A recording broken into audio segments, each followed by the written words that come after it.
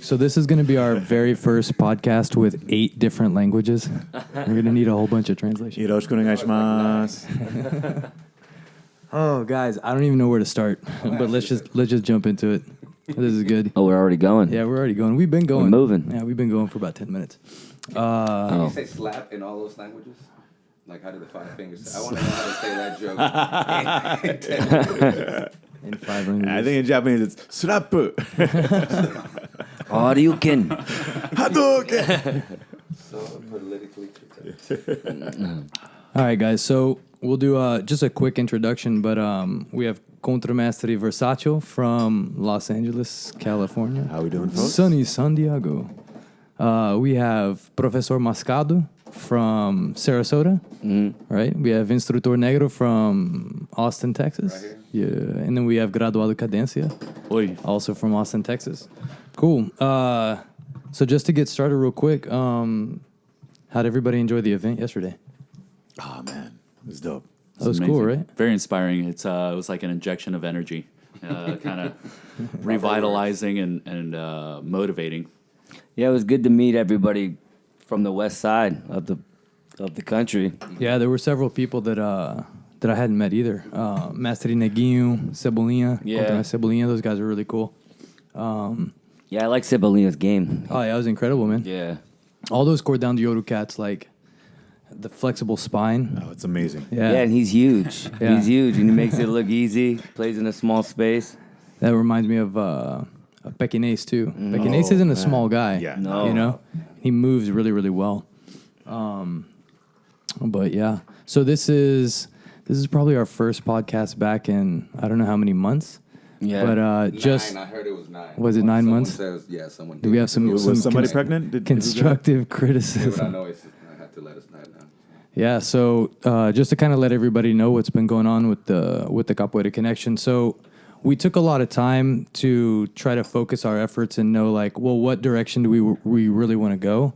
And our mission is really to be of service to the community, and it's kind of a twofold part. So one is just like the dissemination of knowledge, especially in English, because there's a lot of knowledge in Portuguese, but those who don't speak Portuguese, it's kind of like it's non-existent, right?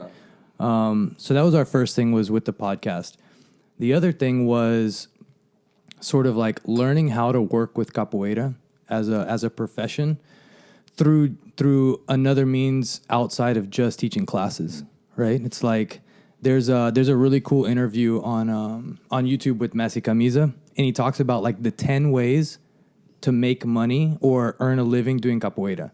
You know, he's like, you can write a book, you can do a CD, you can do outside of like classes, you can sell instruments, you can do all this kind of stuff. So the next thing was, well, we want to really have quality instruments for sale or just to be available, you know, because that's something that for me, the first time that I got an atabaque, I was in Brazil and I had it made and then I brought it back here, right? Yeah. But not everybody has the opportunity to do that. But then it was like, okay, well, we set up a business model and, you know, we want to make sure that we get quality stuff. So we just went at the beginning of the month to Brazil to have everything handmade, to actually like put our hands on it, test it, so that when it comes here and people order it online, like they know it's really good stuff. So we're not disconnected from the source. And we also keep it in the Capoeira family. It's another mastery in Sao Paulo that I organize with to get all the products.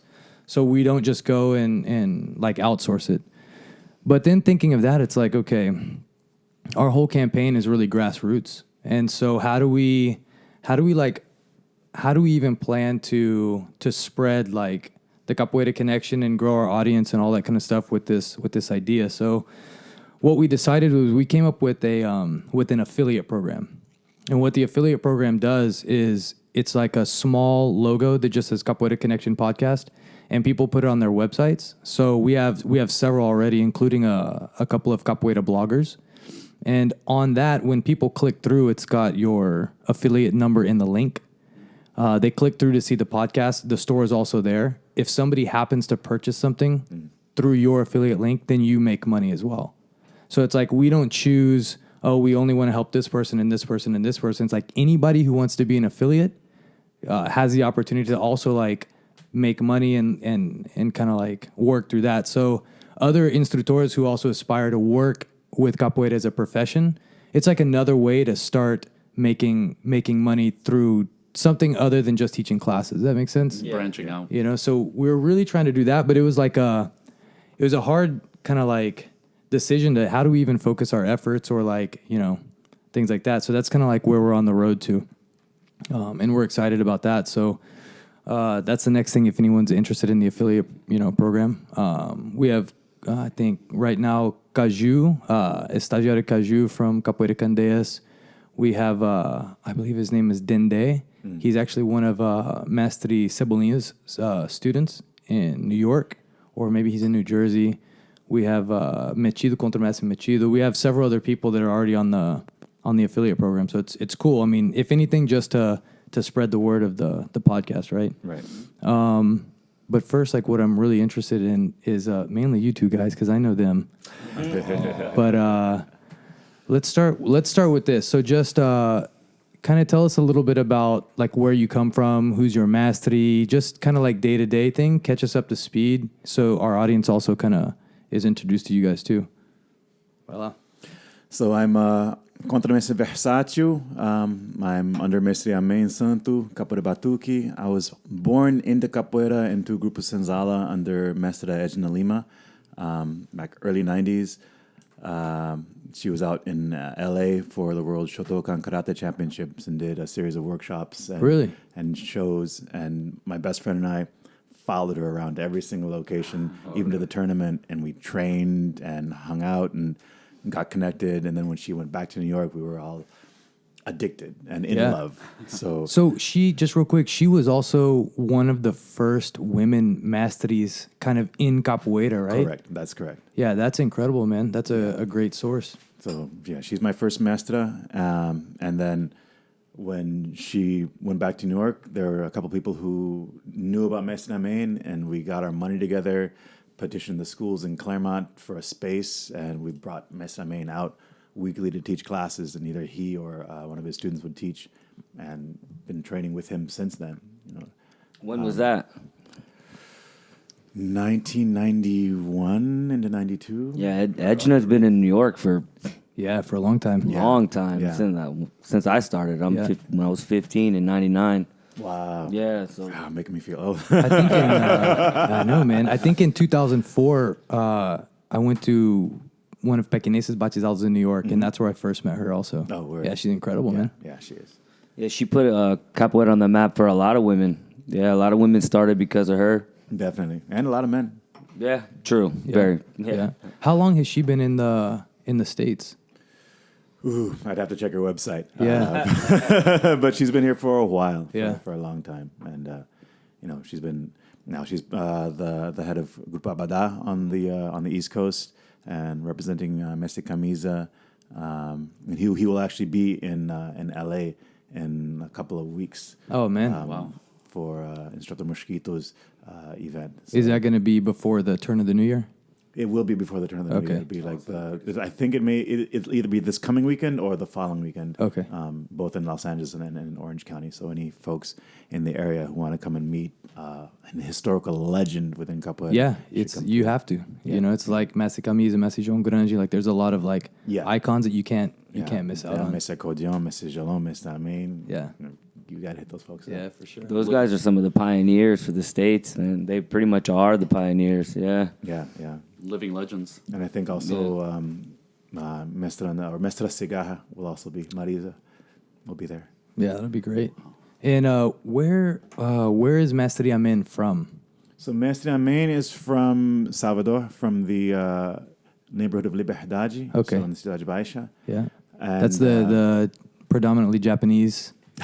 No, I'm sorry. That Liberdade is in São Paulo. I'm sorry. Yeah. Liberdade, other city. Exactly. But Liberdade is the neighborhood that Mestre Boca Rica and Mestre Valdemar are also from. Mestre Valdemar was Mestre Amain's neighbor and his first Mestre. And so Mestre Valdemar brought Mestre Amain into Capoeira, although there's also the story of Mestre Amain's aunt, who would go in a dress to a roda and like tuck that front in and go in and beat the crap out of folks. And that was also one of his inspirations. But Mestre Valdemar bringing him into his roda, teaching him, guiding him, teaching him how to make and play instruments, like that was his first pedagogical experience, first learning experience in Capoeira. And then later on, he met Mestre Avila and was training under him. Then also ended up working with Mestre Alfredo, who was a student of Mestre Paulo dos Anjos. And that's kind of where he, as far as I know, where he started really teaching. He kind of came up with Mestres Val and Nebo Amorci, and they all went to, they ended up starting Capoeira in Australia. So kind of the family has grown over the years. Oh, wow. Yeah. That's crazy. But from Liberdade initially. Okay. And then how about yourself, Mascado, Professor Mascado? Which, by the way, yesterday was the first day or the first time that we've met. So Yeah. nice meeting you, man. Yeah, you too, It's always man. fun to like Yeah. meet in the roda, right, for the first time. It's different than just having a conversation. Yeah, we had a with couple someone, of good right? games, yeah. That was great, man. Yeah, I'm Professor Mascado or Mario. I'm under Mestre Fran. Capoeira Maculele. Yeah, Capoeira Maculele. I started with Mestre Rony. Oh, cool. And Another icon, 98, man. 99, yeah. A lot of us came out of Volta Mundo. Okay. A lot of the, my crew. Yeah, I've been with Maculele since 2010. I just got Professor 2015. That was something you were telling me yesterday I thought was really cool, and something that I've been kicking around with Contra Mestre Versátil is setting up a batizado in Brazil. Yeah. Let us know about that. That's where you got your professor cord then? Yeah, pretty much we always go over there to get the higher graduations. Yep. Everyone's got to usually go there and, sink or swim pretty That's really much. cool. Yeah. Where was the event held at? I was in Londrina. Was it? Yeah, not the Seiji, but close. They always rent like this 5-star hotel and put all the guests in there, and they do a lot of the workshops there.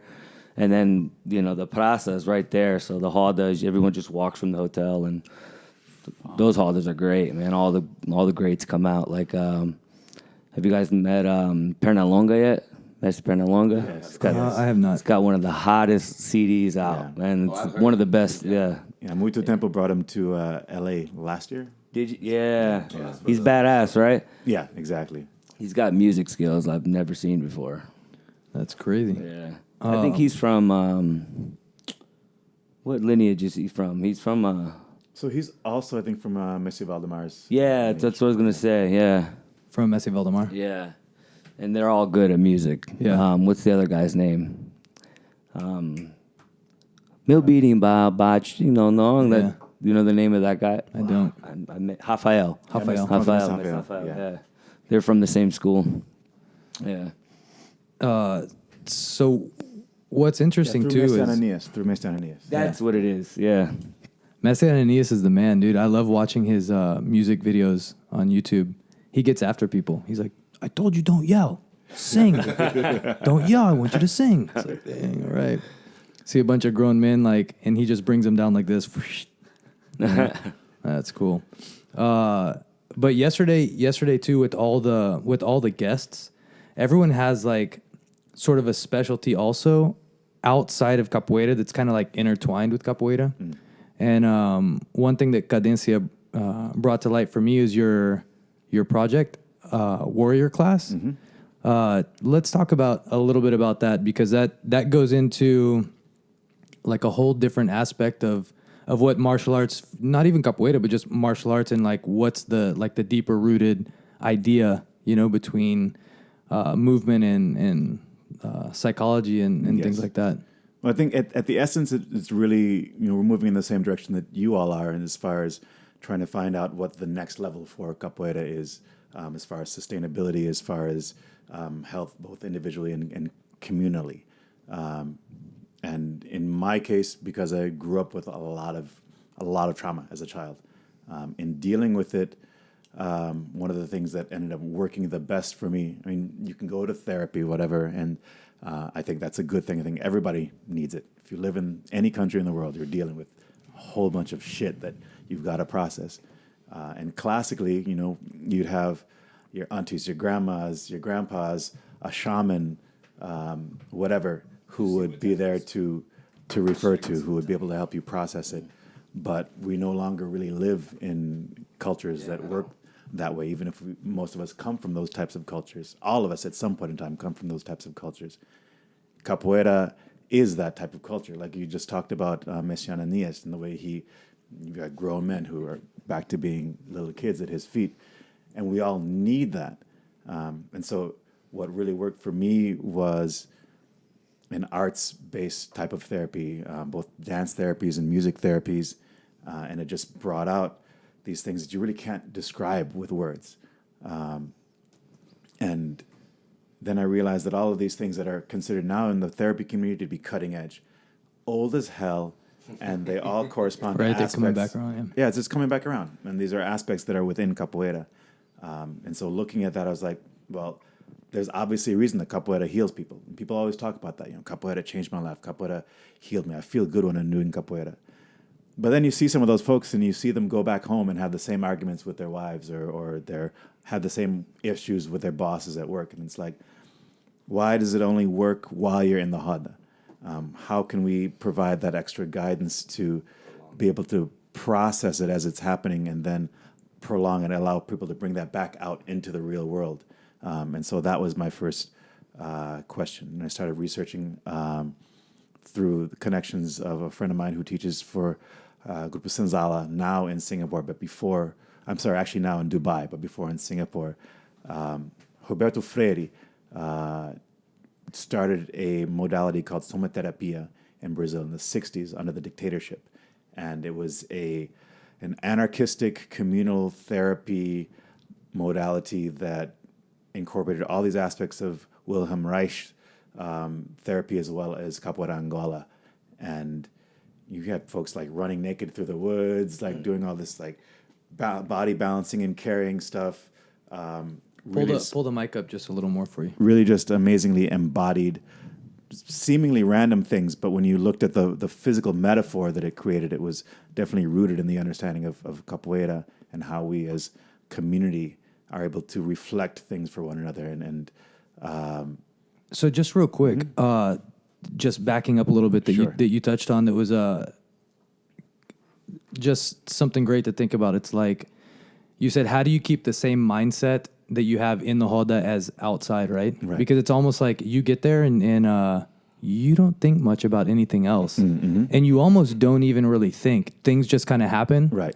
You know? And it's like a lot of that is, I guess, subconscious. Correct. So it's like your parts of your true personality come out when you're not really paying attention to it. Completely. And then you get away. It's funny, you get out of that, and it's like something other than your true personality takes over. Like that persona that you right? wear, the mask that habits, you wear habits, and all kinds of things. But yeah, I just thought that was interesting that you brought that up. You know. So what you need is that, you know, sometimes your homie who you go to a roda with is going to be like, yo, that was a good game. You kind of could pay more attention to this. In the same way, the person who's running more of a therapeutic modality around that would be like, so that's not the way that you move most of the time. You just kept heading straight into that person. You were frustrated. There was something brewing there. What were you feeling at that point in time? And then you're like, because you're in the moment, you're not realizing what's going on. But then when somebody asks you to reflect on it, you're like, yo, last week I got fired, man. I've just been dealing with that shit. And it just, man, my boss would never even listen to me. And that's how the interaction in the roda was feeling. The person there was no dialogue. The person was just going super fast. And I was just frustrated. So I just wanted to bowl them over. And I threw them the fuck out the roda. Mm-hmm. And just to have somebody to point that out allows you to then feel into it and be like, okay, I need to process it. Or that's something I need to work on. Or now I understand it. Now I feel it. And I can go past that and not have to repeat that. And that's kind of how it works. So how do people go ahead, Cadenza, you have something? Yeah, it's so often that we get the mic a little closer. It's often that we just do things out of, we feel things and we're not really paying attention to it. And sometimes we have to take that moment to like self-reflect and just give ourselves a space to like look at ourselves and see what's actually going on and why we're behaving the way we are. Because there are so many things that go on in our daily life that we just don't normally, that comes out in other areas that we just need to take time to look into, and having those moments to like say, oh, wow, or having somebody there to help you see that. Exactly. And in capoeira, when it's working well, like it's like seeing this brother play, he's in the moment. He's not like thinking. The front part of your brain that actually processes all this stuff cannot move that fast. So it's this part here that keeps all animals alive, but that's also the part that reacts to anxiety and emotion at an instant without regards to anything. But it also makes you an amazing capoeirista. It allows you to be in the moment and just let your body do what it needs to do. So sometimes then having somebody to help you reflect afterwards or through that process to even stop and be like, okay, what's happening right now? Look where you are. Look where that person is. That's not a choice that's functional. Why isn't that functional? And so that allows us to take this part that's amazing about capoeira, but also that is in the moment sometimes part of how we react when we are in a survival modality, right? Live or die. But when you take that part, it's like when people come back from war. They need to process what went on because they've lived so many years in a do or die situation, and that works in that situation and it helps them survive and helps them keep their friends alive. But when you get back to normal society, those types of reactions do not function. And so it's a way to learn to metabolize that, really. And it's like remembering things helps us survive, remembering where food is, for example. But there's also a health benefit to forgetting, right? There's lessons that we learn in our life that sometimes just don't apply anymore. They're no longer valid. Closer. Yes. Well, I mean, Make out with that mic. I'm gonna get on everybody's ass. I want to hear some French kiss it. Yeah. Yeah, you got to like talk into that. neurobiologically, the way that functions is memory. Memories that are traumatic, you can imagine them being jagged in shape. So those things that fucked you up when you were a kid, you still remember them. And when you remember them, you feel them as though it was the same thing that happened right then and there. But when memories are not traumatic, they file themselves into this long-term memory that you can remember the facts of it, but there's no feeling around it. It's like, that's just something that happened. So once you have processed that trauma and dealt with it, then even those traumatic memories and events are also something that's just, it's a matter of fact. It just happened. And that's kind of where we want to get to with that forgetting. How long have you worked with just this kind of therapy in general? Or like, do you have like a background in clinical psychology? Yeah, so I have a master's in counseling psychology in the Jungian school. I went to Pacifica grad school in Santa Barbara. And they have a lot of programs in somatics and in-depth psychology, which is psychology that really deals with addressing the subconscious and that trauma. But it also deals with the fact that all of the ancient cultures that deal with myth and archetypes, be it Orishas, be it the Holy Trinity, all of these things are really ancient ways of addressing the subconscious that are valid within treatment. So for me to be in that master's program and to be able to be like, but you know what, if we look at capoeira this way, if we look at the African gods in this way, if we look at the way that Muslims or Christians will do the tasbih or the rosary, like there's something there that's healing, and have my professors be like, yes, bring more of that in, like was a real amazing experience. And so it allowed me to really put those pieces together in a clinical context, and then to find the evidentiary studies that prove how martial arts therapy, movement therapies, and culturally based therapies are extremely effective. It was, again, it allowed me to realize that this path that, it's a lot of shit that's happened in my life. Yeah. And that it sometimes has made me bitter, has made me act out, but has led me to a path where now it helps others. It informs the way that I teach. And I can be here sharing it with you all. And part of my desire is that not everybody has to become a capoeira therapist, but to kind of understand the way that these things work, it allows you to reflect for your students, to be able to get out of the mindset of, leave your shit at the door and just be nice and a blank slate when you're in the hada or when you're training. With a lot of mestis say that, and I understand why. But that's impossible, right? you leave your shit at the door, you're actually just pretending that it's not there. It's still going to come out. And then coming to a mindset of bring your shit in and we're going to deal with it. Yeah. And we're going to deal with it because that will make you a better fighter. That will make you a better human being. That will make you a better capoeirista. If we're leaving it at the door, then we're just not addressing it. It's going to come back. Sure, that's a great point, man. That's a good point. It's like, hey, be on your best behavior till someone slaps you in the face. Right? And it all comes out, man. That's pretty interesting, man. So your program is running how long? Are you doing it now, or how often? I'm doing it now. I started working with dual diagnosis teens. So that's teenagers that have substance abuse as well as a mental health diagnosis maybe 3-4 years ago. Now I do a lot of work with couples relationally. It's really amazing. Like doing some of the same type of partnering stuff that we did in the workshops yesterday, but with more of an analytical lens to it. The power dynamics that happen between couples, a woman will always be like, man, I just wish that my husband would step up and take charge and do things and contribute to what we're doing and the planning. And then the guy will be like, okay. And then as soon as he comes up with an idea, she's going to shoot it down. But she doesn't realize that that's what she's doing. And that's completely opposite of what she's asking for. But then when you get in, you start doing the type of pairing work, partnering movement, and the guy's leading, and it's kind of normal. And then the woman leads, and then it's a little bit awkward. She's not necessarily used to leading, but it's fine. Then you return it, and the guy's leading, and the woman's starting to back lead.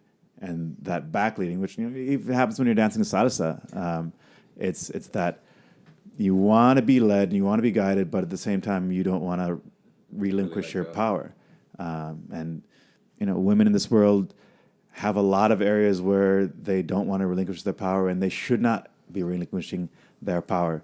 And I think part of it is a reaction to that, the reaction to patriarchy. But if there are agreements that are established, then power can be loaned, borrowed, given up, back and forth, and there shouldn't be any charges around that. And I think that's just understanding that communication, the potential to be mindful and open and willing and consensual around those interactions that can also be achieved through working in capoeira.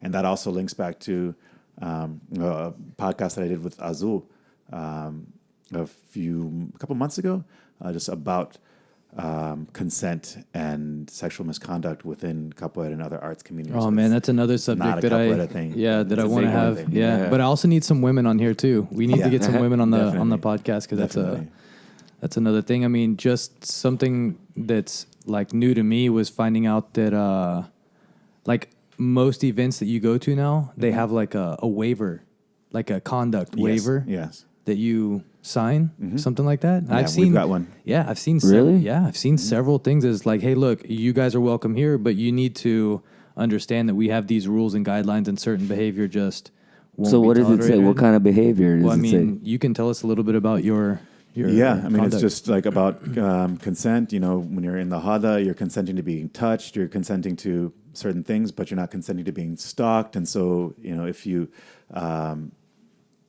don't follow these guidelines, if you like basically anything that is a violation of someone's physical sovereignty, then you will be ejected, or we will prosecute you, because I think that's necessary. And also about just needing women here, that's true, but also not true for now, because it's like racism is an empowered person's problem. It's not the problem of the people who are being discriminated against.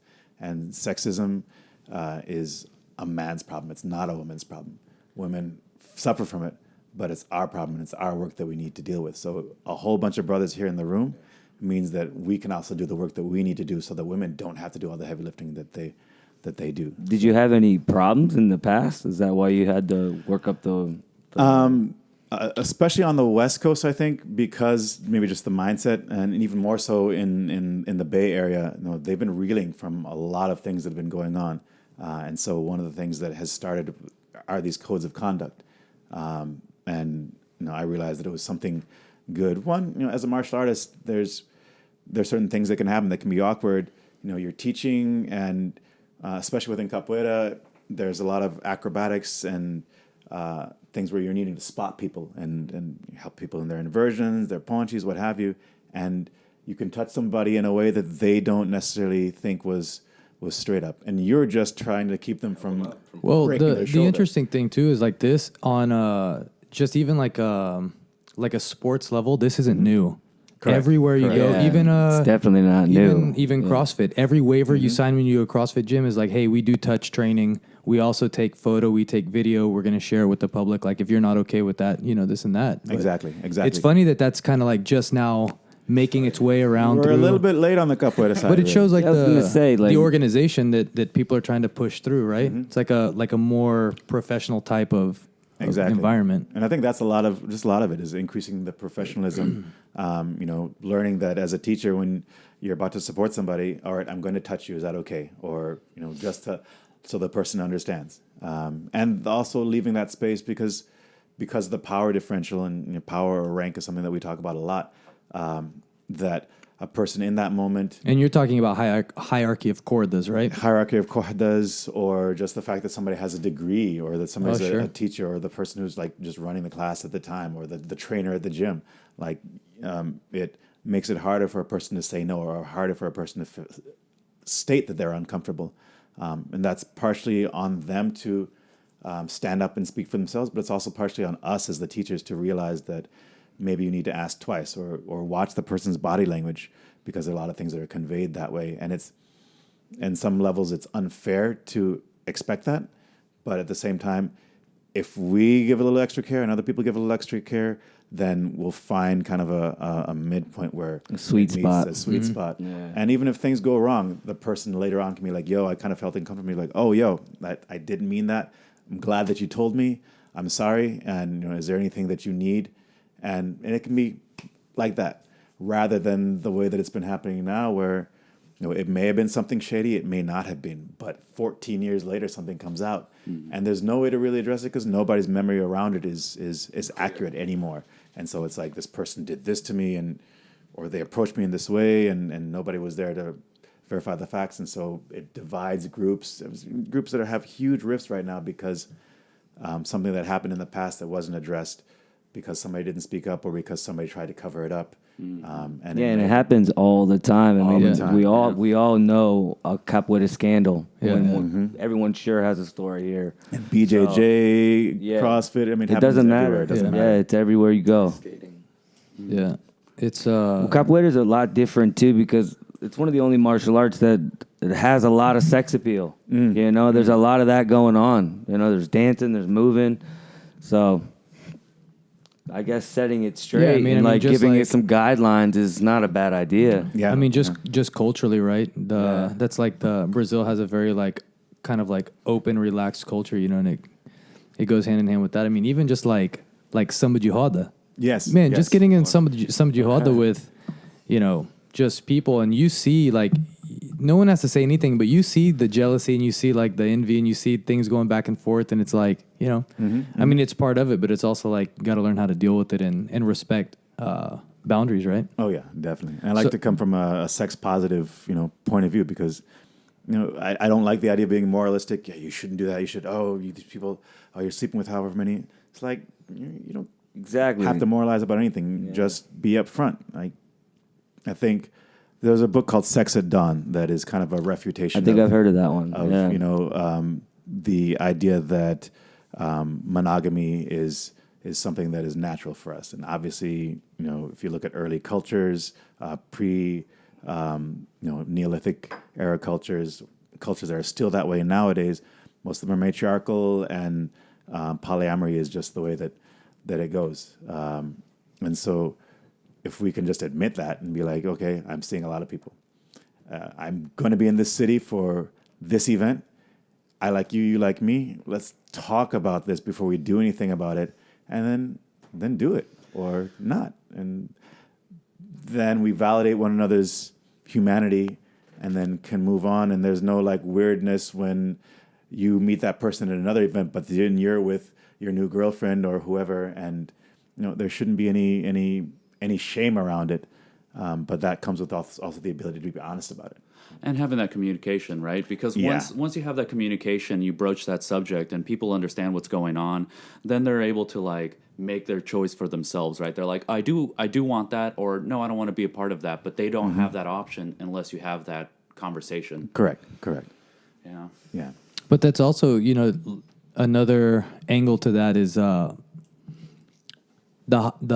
higher up you get in the just I guess in the level of like of the way that people view you, so like teacher, professor, mastery, something like that. Well, I think that's when those kind of lines also start getting blurred a little bit, because what happens too is like sometimes, I don't want to say like there's expectations, but there are assumed expectations. Like, oh, this person is like this rank, and like, oh man, you know, I kind of don't want to do this, but because I feel like there's like this expectation, you know, and that's where like the line starts getting kind of blurred.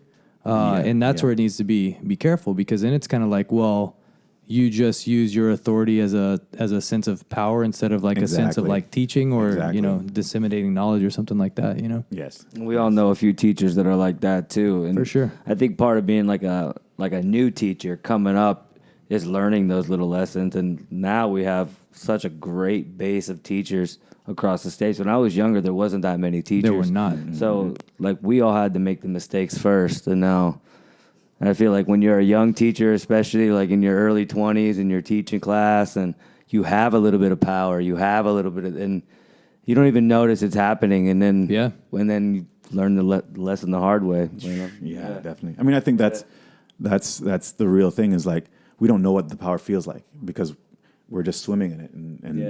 And all of a sudden, like, you know, you get that blue in your cord, or you get that, like, that double banded, and it's like, all of a sudden you go to places and, like, women are throwing themselves at you, and you're not doing anything. You're not changing the way that you behave, and yet people are coming at you. So it's like, okay, maybe I'm a bit more fit. Maybe, like, you're not realizing that it's your power as an attractant, and that, you know, the fact that you play a dope game, like, if y'all have never seen Negro in the Hoda, right? See the way this brother moves. And it's an attractant.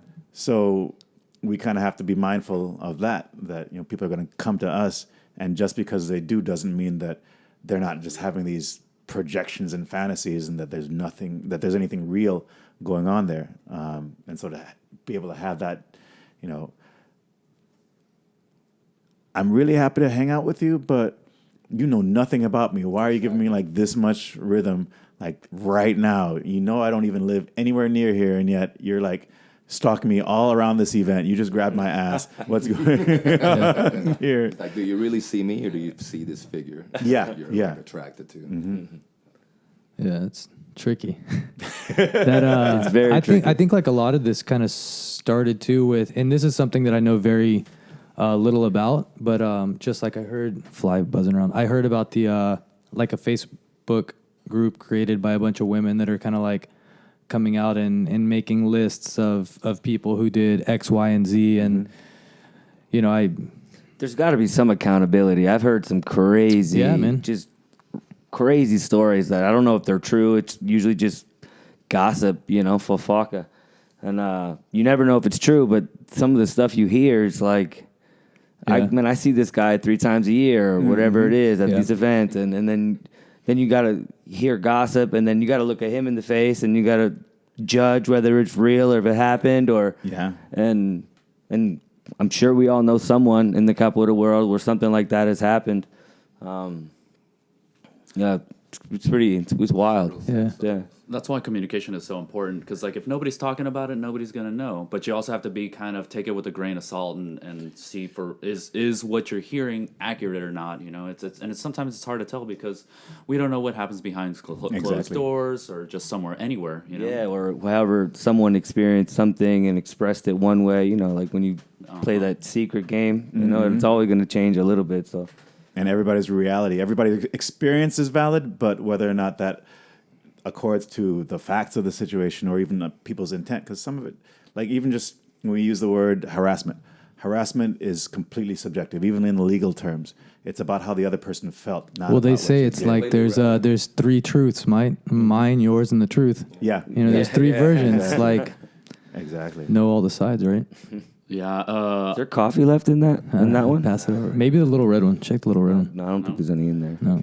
Yeah. Need some more Text motor oil. Oh, cabo. Text Christine, see if she'll. Something that Einstein said was he's like, two people can look at the same thing, they have the same observation, and they can report two different things, and they're both correct. Mm-hmm. You know, it's Yeah, like, isn't that crazy? yeah, it's like we're both here. There's two people in the room, and we're both experiencing two different things, even though the Al, same thing is going on. I'm not going to tell you again. Microphone, dog. Oh You're- yeah. You're slipping. I know. Next one. Check. Next one. I'm just going to pull your microphone plug out. Click. Yeah, it's really cool, man. Your setup is perfect. Thanks, man. Yeah, we just Cadencia helped me find the mixer. The only problem right now that's hard is You don't All even my- really. Oh, go ahead. now all my guests have to come here because it's Yeah. not like an easy setup to like take around. But You that's can when introduce them to the chickens.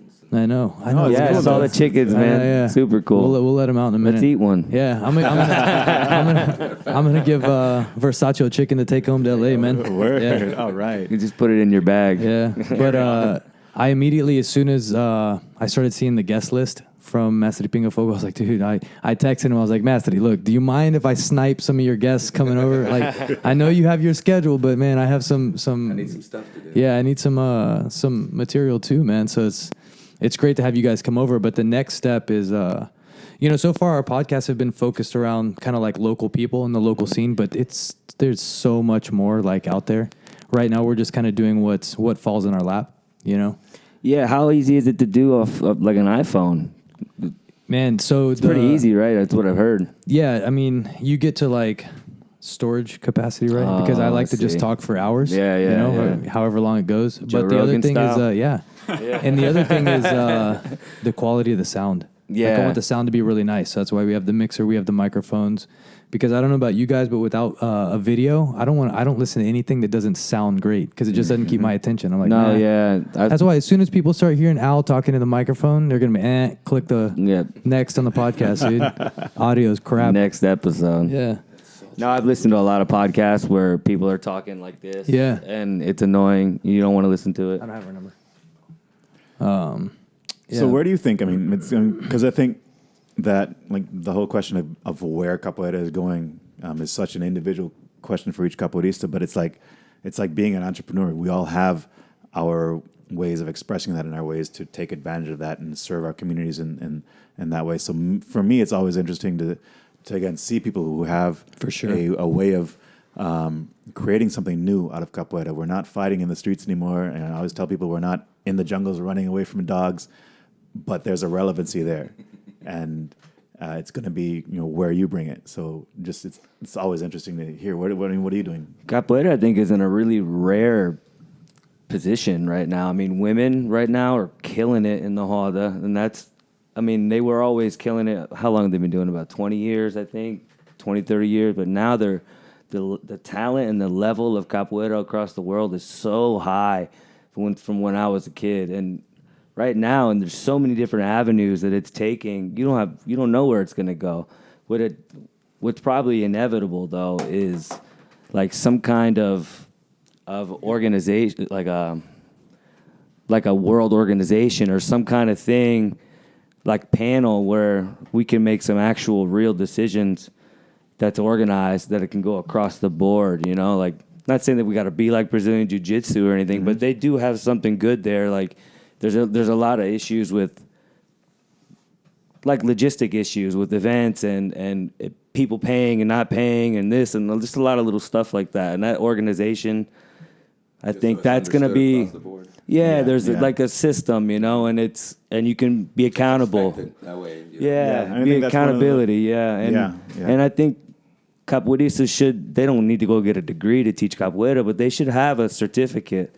They should Be validated by the community. be CPR certified at least, or it's a weekend course that you can take, and you're just going to be better for it, and and you could charge more money, and I think that capoeira is going to take over. I mean, it always has its up and downs, but Yeah, right now it's huge. It's like, and it's coming together, like you said. No, we're not all fighting each other as much, at least You know, there's always like drama and these kind of things that happen and politics, but right now it's really unified. The drama and stuff also, when it was first getting big here in the U.S., was a battle of territory.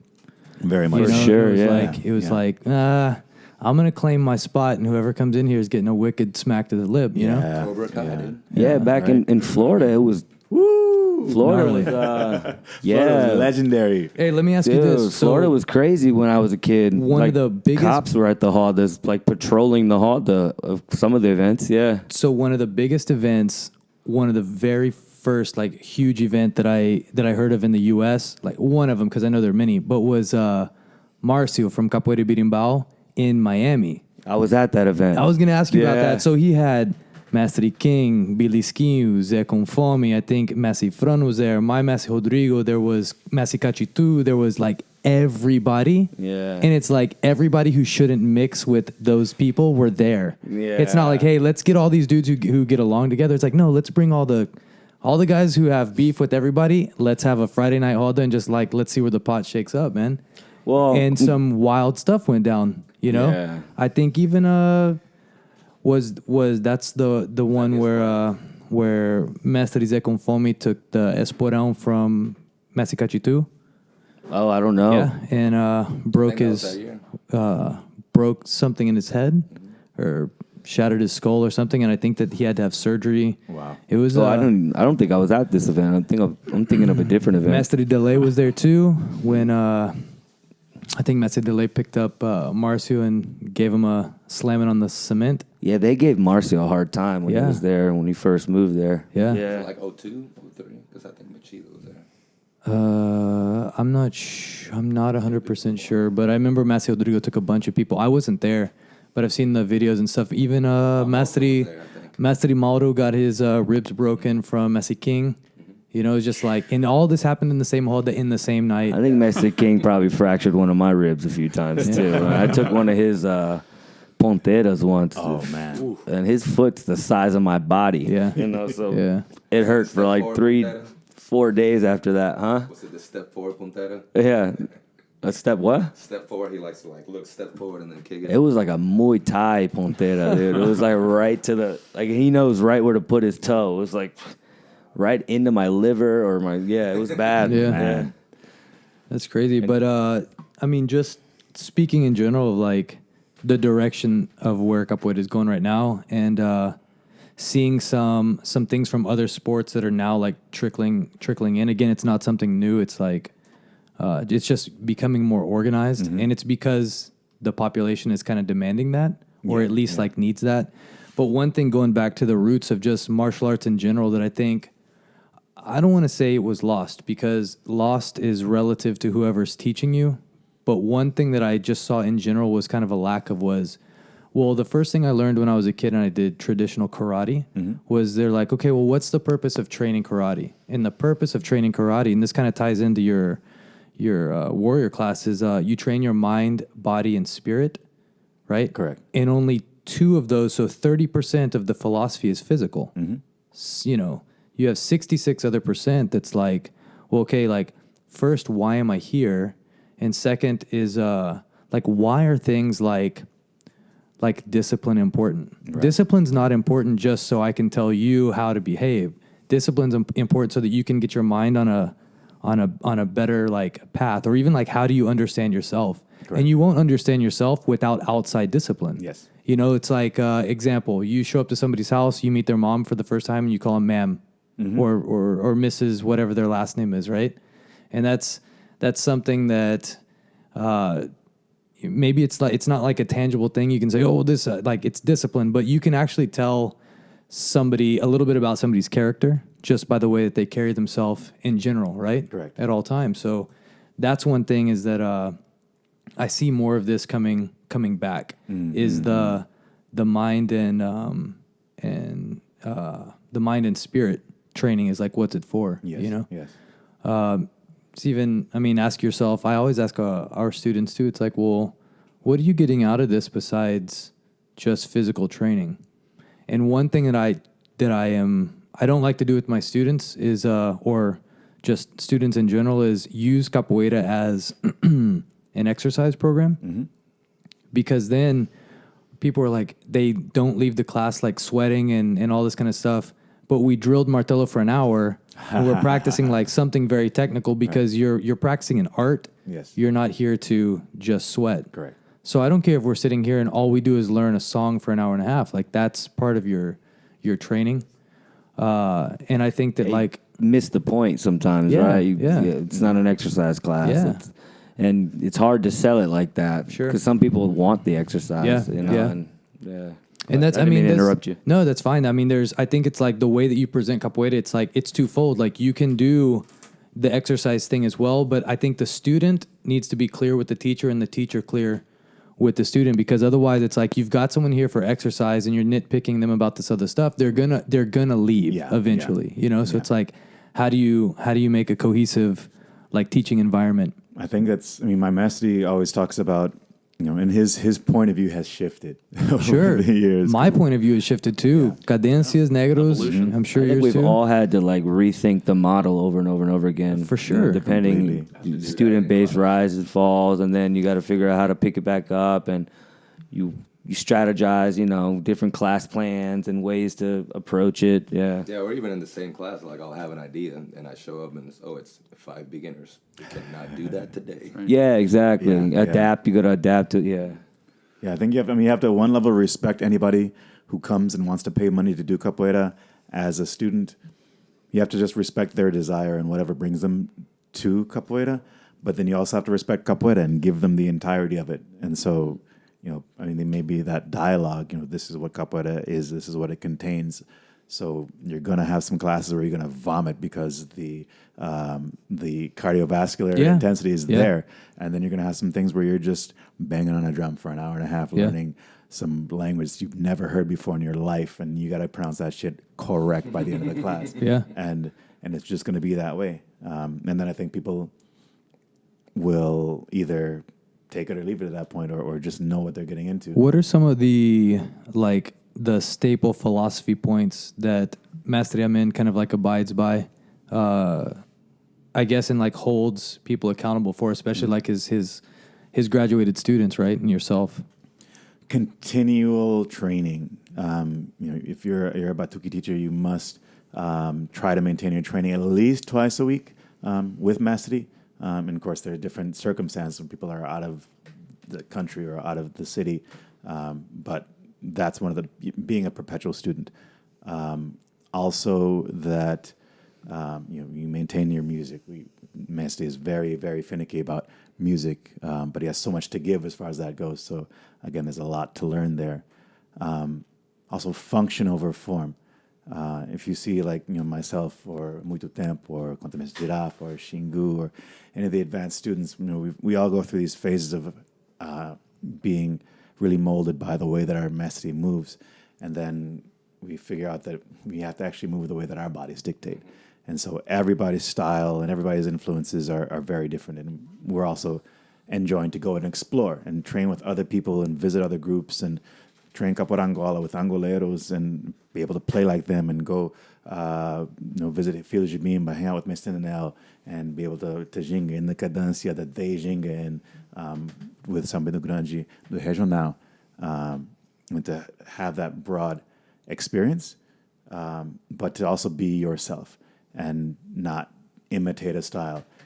If something works functionally, then it's good. And if it doesn't work, you're going to get hit. And training for that rather than training to look a certain way is a huge thing for. And what about expectations? I mean, what kind of expectations does he have?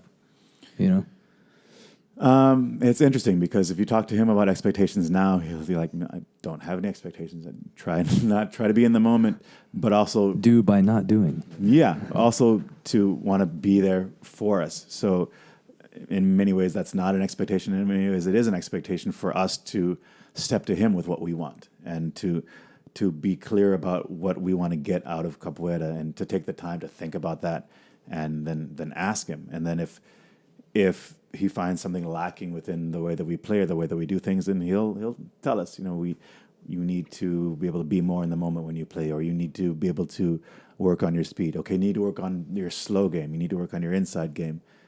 So it's also very much an individual assessment He'll tell you to your face what he needs more from you. So it's kind of hard to say that it's a blanket, general thing. So the other thing too that's interesting is, I mean, we have 5 people here who are relatively high in capoeira and have been doing it for, I mean, a long time. We probably have collectively here well over 50 years of practice between all of us, right? Yeah. And not a single Brazilian. Yeah. And we're sitting here talking about like the dissemination of this other culture that's so far outside of like our own. And that's the really interesting thing to me. And in each mastery kind of has, I guess, their own thoughts on what do you call it? Expectations for people, right? And like, does culture play a role in that? Because I definitely see a pattern in some groups where there's not many like American students that are up here. Right. You know what I mean? Yeah. So Yeah. what's kind of like his Mestre Men's take on that? And also like we can talk too about Mestre Fran. I'd like to hear just kind of like what you guys have learned and like what's the expectation? And I don't mean like, oh, it's harder for a non-Brazilian to do X, Y, and Z. I want to know like, well, what do they expect? Well, I think Mestre one of the reasons he came to the States is he did not believe that capoeira as a culture was something that could not be... Even capoeira's dissemination from the 3 capitals, Recife, Rio, and Salvador, Hey, or Bahia in general. Sorry, press whatever button up there. As it moved through Brazil, it was the Afro-Brazilian culture being taught to other Brazilians. So culture can be learned by people who are not of that culture. And he was confident. Mestre Codian will tell you the same thing. He was confident that his students would learn and be able to go back to Brazil and be a force to be reckoned with. And so, understanding Portuguese, understanding the music, understanding the culture, and learning about the history. Even when you're old and you can't move the way that you used to move, being able to talk about the capoeira in a way that inspires people and makes people rethink the things, rethink the convenient fallacies that we always, learn to explain capoeira with. You talk to people about capoeira and why it has this dance and music component, and people will tell you, well, it's because people, when they were enslaved or being persecuted, they disguised the fight as a dance. And then you look at every other African diaspora martial art and African martial art, and you see that even in free African countries, the martial arts there are still musical and dance-like. And then it's like, okay.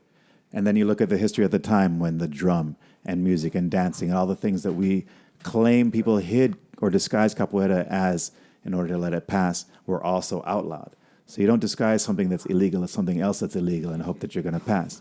It's just that the people who were doing it really maintained their culture even under severe persecution. And that, again, African martial arts and really most classical martial arts, Muay Thai, Silat, Eskrima, even Kung Fu has a music and a rhythmic aspect to it because humans' bodies move in rhythm regardless of what that rhythm is, and establishing that rhythm, even a boxer knows, establishing that rhythm and breaking it. Football players will learn ballet to be able to be lighter on their feet and have that rhythm. Por favor.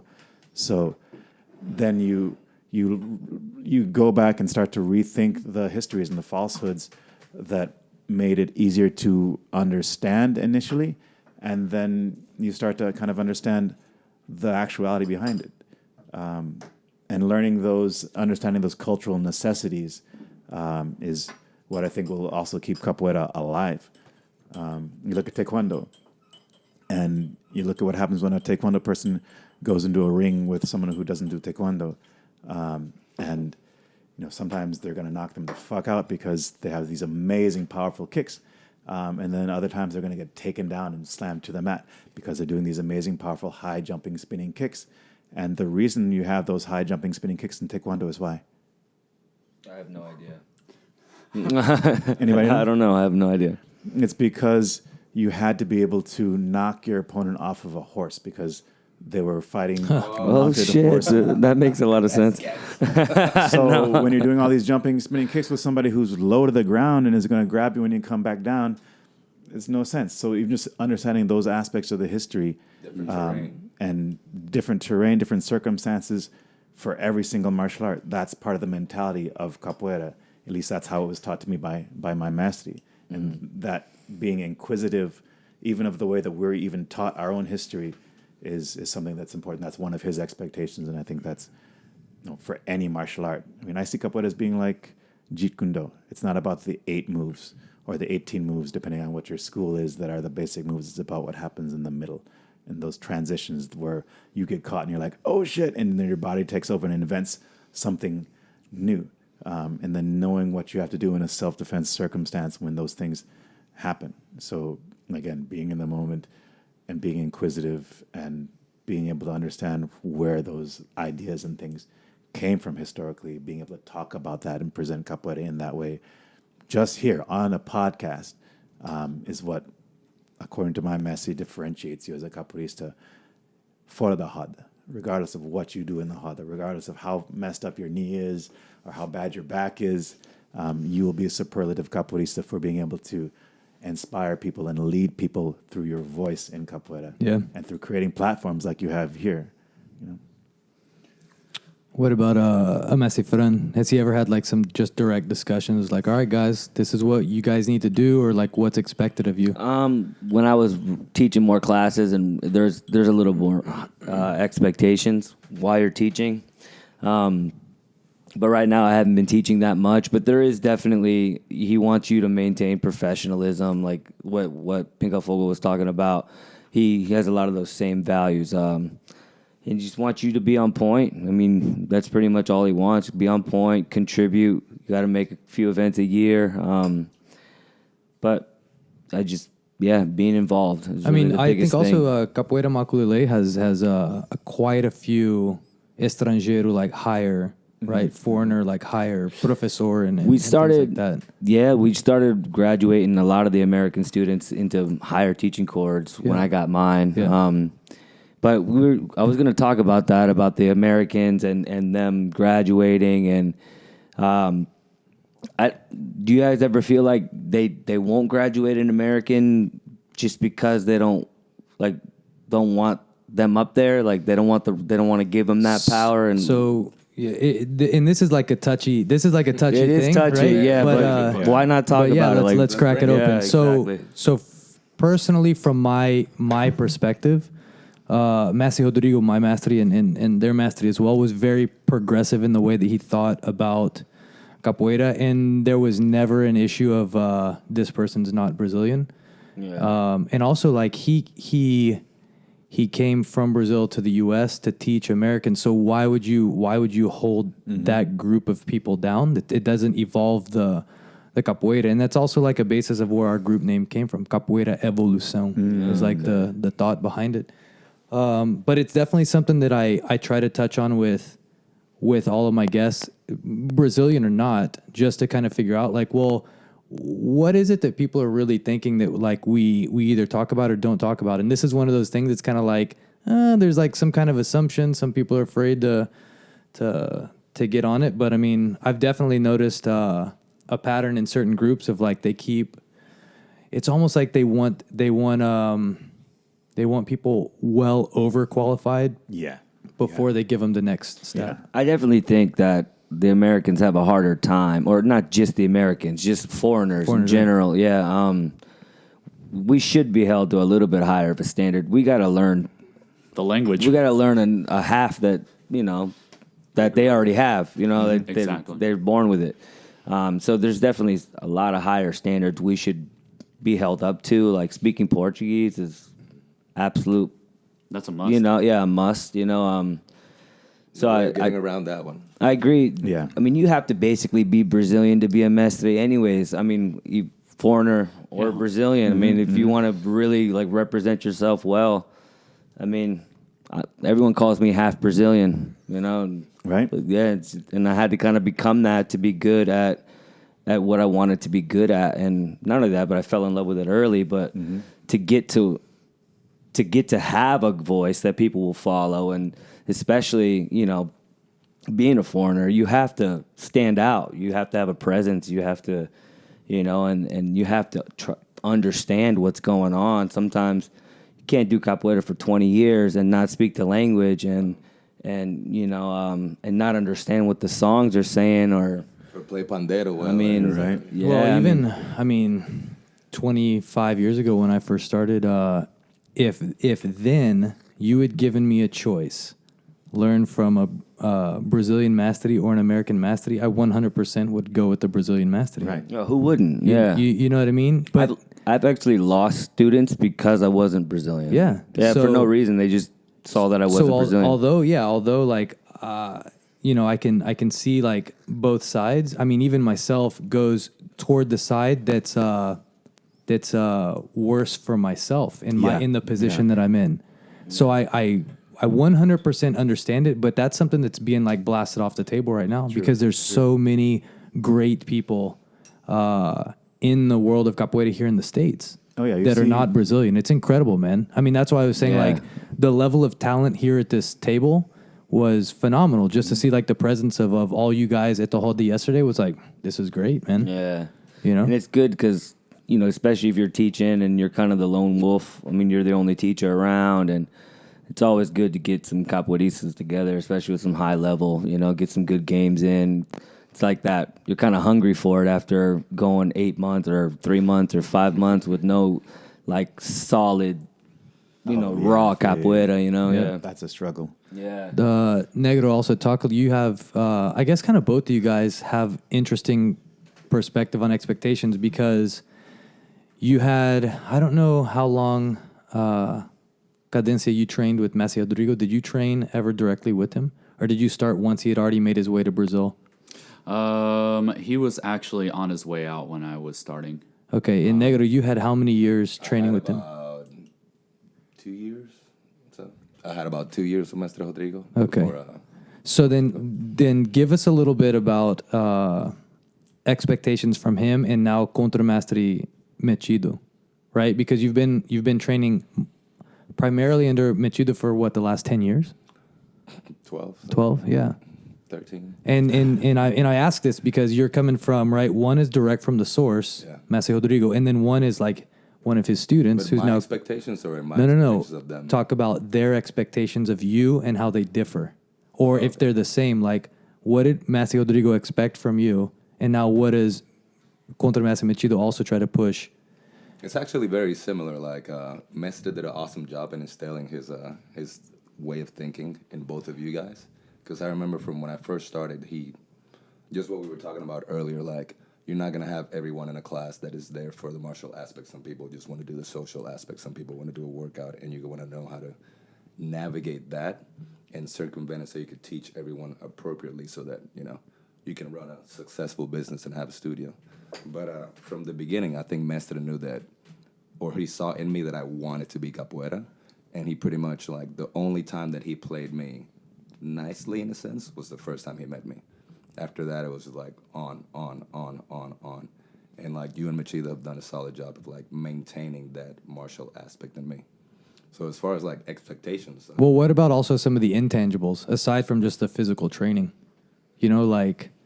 Yeah, that's what I was going to get at now. Like now it's up to me to go ahead and pass down the knowledge that he passed down to you guys and that you guys passed down to me. So the expectation is to go ahead and spread that out. And that's something that I knew that Mestre wanted to pretty much evolve and then pass it down from you guys to us. Mm-hmm. Yeah, it's interesting, man. I mean, just the we talk about expectation because there's it's like a two-way street. It's like one is like what you assume and the other is like the actuality of it. And sometimes those are so off. We had a conversation with someone yesterday who's kind of trying to decide where their group is going, right? And part of it was based off of we want somebody who's going to be able to hold us accountable and let us know, like, and that's kind of what I was asking you guys too, like, well, what were the expectations for you to get to Professor, Contra Mestre? Like, someone has to at least say, like, dude, you need to be able to do X, Y, and Z. It can't just be all, like, philosophical type of stuff. There needs to be some regimented thing, too. Formalized. And so that's kind of something that they're now in the midst of, like, really trying to figure out, okay, well, how much can we do by ourselves? And then how much do we need the expectation and guidance of someone else? Mm-hmm. And not just the guidance, but someone to, like, hold them accountable. And also leadership, right? It's like somebody you look up to and somebody you want to become. You know, you want to look up at this person and say, like, that's who I want to be, Right. and then and mimic that in yourself and what you do with your capoeira. And I think that points to just not just guidance, but also trust. Because somebody who you can trust to give you a path that you are comfortable walking in. Yeah. The another interesting thing is, I mean, you've had how many years with Mestre Amen? 27? 27 years Whoa. with Mestre Amen. Yeah, that's a lifetime, man. Yeah. And you still have the blessing of practicing with him on a daily basis if you wanted to. That's rare. Yes. That's very rare, you know? I think maybe the first 10 or 12 years I had directly with my mastery, and then it was always kind of just like he's here and there and here and there and here and there, and now he's kind of like totally out of the picture. Right. And, you know, I mean, same thing with you now, traveling around a lot. I mean, you still have your mastery and like they'll guide you, but it's not like having them on a day-to-day type of thing. Yeah, people like Mestre Amé and Mestre Fran, you can't replace them. Yeah. Like when they're gone, they're gone. Like, and Mestre Fran is so good at advising you, and I mean, you guys spent time with him when he was here, Yep. right? Yeah, I mean, you meet him and you don't meet anybody like him, and there's no other Mestre like him. Just like Mestre Amé, it's so unique, and the way their character comes out. He gives me a lot of great advice, especially when I'm teaching more. Just how to run events, how to strategize it. He just knows. He's been doing it he's done 50 more events than you'll ever do. You know, like Yeah. yeah. You know? Right. And not just events. They're like massive events with every big name in the business, and he manages them all, and he picks up that gunga and commands it, you know, with all the big dogs there, and he takes control, he takes the lead, and being able to look at someone like that can stand in a room with sharks and lead them, you know. Man, that's like, a good way to put yeah. it, right? Stand in a room with sharks, because Yeah. at one point, like, you know, everyone's battling for just the position or even just the attention. Yeah. Recognition. Yes. Yeah, you know what I mean? It's Well, I like, think Mestre Fran, one of the amazing things about him, and I've known him for years and haven't seen him in a long time, but he's never, because some mestres, they kind of hold their cards close to their chest, and you know, you got to get to know them, and then you get in closer and you start learning more. Mestre Fran's like, pull you to the side. He doesn't even know you. He'll give you some pointers about what happened in your game. He's super open about sharing that knowledge and being a fount of information. And I think because of that, like, you could never hold anything against him because he's so giving, super giving with his information and his knowledge and his interpretation. So it's like, he's a beautiful person in that way, like in a lot of ways, but in that way, it really, it affected me to meet him and be able to be at Maculele events and learn from him. Yeah, he's pretty unique.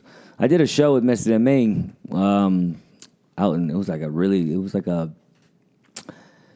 a Nairobi princess or something. It was like a wedding we did, and he played the pipe. Doesn't he play like a PVC pipe? Trocano, yeah. With a stick, right? Yeah. He sits on it. Yeah, we did a show. It was pretty awesome, man. Mestre Amé's a good guy. yeah, it's cool. It was cool because I had never really spent time with him, but I watched the movie like we all have, you know. So like being next to him was like, oh shit, you know. It was cool sitting right next to him in the hall, though, you know. Word, yeah. He was doing kind of like some kind of like blog type project leading into maybe a sequel. Yes, That he was talking that's about? they're still working out the details of that sequel. Mark Dacascos. Man, Mestre Amen, we need to get him here on the podcast, or we Yo. need to go there. Or how many Come of on us are through. going to Man. audition for that movie? Yeah, right. Big Cap Woody's is out the door across the country. Yeah, that needs to happen. That'd be really cool. Yeah, because when he was here a couple of years ago, he was talking about trying to hear people's stories and how the movie influenced them, right? So that because he was wanting to get stories for like the next movie and how it has like evolved and turned into and what it is today and how it's been influencing people nowadays. I mean, how many it's the reason I'm in capoeira. That Yeah. movie. I mean, Yeah, how me many? too. Yeah, you too. That So was many of that us. was the basis for how our mastery even started getting people to know what capoeira was. Oh yeah, he took dope. flyers and he went to the movie theater, and when the movie was letting out, he's handing out flyers. That's awesome. smart. That Smart is- move. The, Yeah. The other It's incredible like thing, ambulance chasing. yeah, man, is I mean, just the fact that, all right, so we look at even the way like mastery would market capoeira here, and how many people, Brazilian people, changed their entire life and moved to a new country and pursued only capoeira in a place that was like there was not a seemingly like possible market for it. Yes. And it's like how many of us can say like you've gone somewhere outside of your country and culture to actually live and make a new life and then flourished. And then it's like at one point you're like, well, I'm here. This is what I'm doing. You know what I mean? Yeah, Mestre Fran was one of those. And Yeah. he just showed up. I remember when he speaks a little more English now, but he would come. I have never heard him speak English. I'm just going to put that out there. Yeah. So the last event, he started speaking more Okay, English. all He was right, actually all talking in the, like, usually it's always Portuguese. Yeah. But when I first met him, we drove up to Emory. He had an event at Emory, and me and Girino, my teacher, we were up there, and he just comes into the room, puts the music on blast, doesn't say one thing, and just starts doing ginga. Didn't see no. Follow along. Yeah, all Portuguese. Yeah. No one spoke a lick of Portuguese, but he's like, capoeira will do the work. He just jams it, does some ginga, people follow, and you're right, and they create something out of nothing. Yeah.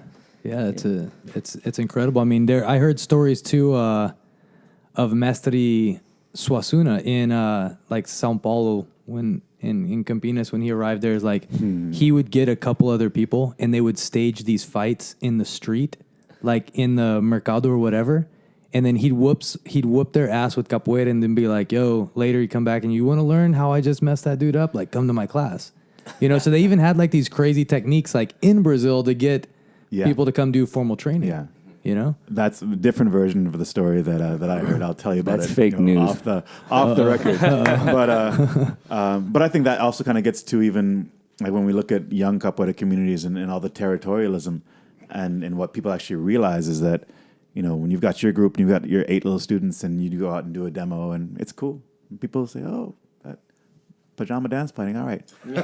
But when you get together with your group and 3 other groups and you have your 36 students doing a demo or a roda, people are going to come, and they're not just going to be people who are in your area who are going to come to your class. They're going to be people who will be going to the class across the city or anywhere. That allows you to really build a presence that grows capoeira in general. And I think that's what people are starting to realize now is that working together actually is better for the bottom line of capoeira than trying to carve out your own little territory. And I think that's, for us, even just getting together here and talking about it for the world, what's up Instagram is what's going to be better for our bottom lines rather than the whole territory. Man, even California went through a huge like growth spurt of capoeira and just like, battle of territory. I mean, there's so many big names out there. Yeah. You know what I mean? Yeah, how many groups? We had our super rivalries back in the day, and now we're all homies, so it's right? great. Yeah, LA's packed, but there's still room, so come on out. Yeah, how many groups are there? There's like 50 just in There's LA. like 2 branches of Capoeira Brazil. There's like, I think 8 different locations for Capoeira Batuque, different satellites. It's Capoeira Abadá, 2 branches of Capoeira Abadá, maybe 3 depending on whether or not some folks are here or in France right now. You've got Capoeira, a few branches of Angola Center and Keka. Also, Messi Temba's group is also out there, teaching Capoeira Angola. You've got Mr. Batata out there. I've met him a few times. Yeah, he's in LA, Santa Monica. So we've got a lot of Messi Hockey in Long Beach. Also got Batuque in Long Beach, Body Sport, right? There's tons of Capoeira in LA. Do you guys do they all show up? You guys do like a Roda de Rua there? Or? Yeah, we have this movement we got organized about a year ago, and it has fits and starts, but it's called Capoeira in Motion, and it's it's similar, kind of almost a counterpoint to the Capoeira Exchange, which is something that Sarakuru and Muito Tempo have put together, and a lot of us have been there with them. And it's a no colors, no logo. uniforms. You just wear street clothes or your sweats or whatever, and you play. And it kind of helps to break down the idea of a separation. Psychologically, it works amazingly, and people just play free. And whether you might, if you don't know folks, you might not even know if you're jumping in the huddle with a mastery or a beginner, and you learn to be aware. You learn a lot of the old lessons of capoeira that now that we have belt systems and all this, we kind of forget. But capoeira emotion, everyone comes in their whites, and it's a big street roda, and we do a random drawing every month or so to see which group is going to host it. Oh, word. And so That's cool. like 30 to 50 of us will go, and Capoeira Brazil will host it, or Varal will host it, or whoever will host it. And, people bring their flyers, and it's just a great opportunity to... Who organizes this movement? It was kind of a conglomeration of folks, including Mestre Amen, Mestre Batata. Like, some of the folks got together. They had a few meetings to talk about the logistics. Pavão was there. I think Sarak was there. And we just set up a little random number application that would pop out a group's number, and then every group that had not had a chance would then get a chance to host and bring everybody there and just blow up their area and be like, yo, this is where we teach, come on through. Yeah. We started doing something similar with like the Austin community rodas. And we had several kind of like going, but then it's just kind of like pittered out a little bit, I guess, lack of organization and just like keeping up with everything, Yeah, that's kind of what's been happening recently for us too. And I think probably once the winter passes, we'll probably start kicking that off again. But we even like printed up a flyer for Capoeira in Motion that has like all of the different groups that participate, all of their information, their websites, their locations, so that people don't even have to bring separate flyers. It's like everybody's information is there, and wherever you're at, that's where you can go and train. So That's a great idea. Yeah, that's cool, man. That's really cool. Man, what We're taking notes here. Please, I think Austin taking notes. Hey, how are we on time? I know we got to get you to the airport. Yo, my flight's delayed, so we got a little bit extra time. All right, cool. How long we been talking already? I Like don't 2 know, man. hours? Something. 4. Just right? wiggle the mouse over the Like video. an hour and a half? Wiggle. Wiggle, right wiggle, there. wiggle. Just, I think if you just wiggle it over the video, it should.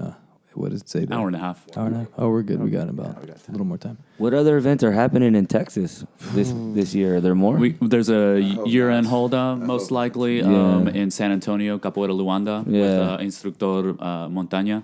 That's December 29th. And that's usually we make a big push to all go down there. Yo, Montaña. Yo, yesterday was the first time I'd seen him in about 19 years. Oh, really? He's been in the game. He's an OG for sure. Yeah. For real. He came out to like Huntington Beach, and we met at Geese Hall like 19 years ago. Kicked it, and it's just been like dope ever since. But again, we haven't seen each other. We've been, Facebook, Friendster.